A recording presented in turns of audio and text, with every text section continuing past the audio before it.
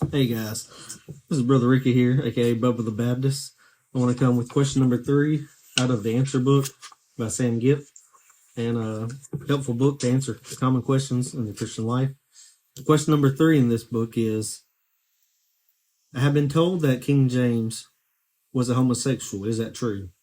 The answer we find in this book is no. And now we're going to read the explanation. So the explanation is this: King James I of England, who authorized the translation of the now famous King James Bible, was considered by many to be one of the greatest, if not the greatest, monarchs that England has ever seen. Through his wisdom and determination, he united warring tribes of Scotland into a unified nation, and then joined England and Scotland to form the foundation for what is now known as the British Empire. At a time when only the churches of England possessed the Bible in English, King James' desire was that the common people should have the Bible in their native tongue.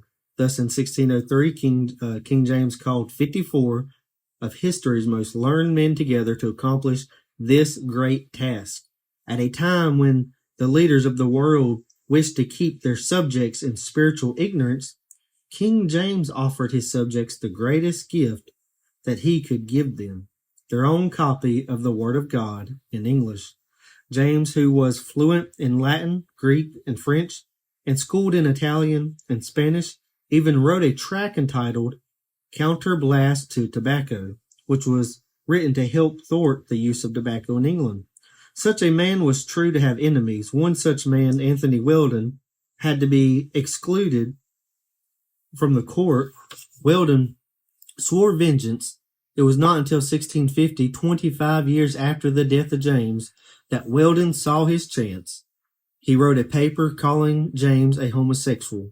Obviously, James, being dead, was in no condition to defend himself. The report was largely ignored since there were still enough people alive who knew it wasn't true. In fact, it lay dormant for years until recently, when it was picked up by Christians who hoped that vilifying King James would tarnish the Bible that bears his name, so that Christians would turn away from God's book to a more modern translation. It seems, though, that Weldon's false account is being once again largely ignored by the majority of Christians, with the exception of those with an ulterior motive, such as its author had. It might as well be mentioned here that the Roman Catholic Church was so desperate to keep the true Bible out of the hands of the English people that it attempted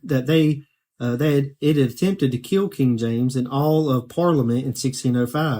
In 1605, a Roman Catholic by the name of Guy Fawkes, under the direction of a Jesuit priest by the name of Henry Garnet, was found in the basement of Parliament with 36 barrels of gunpowder, which he was to use to blow up King James and the entire Parliament.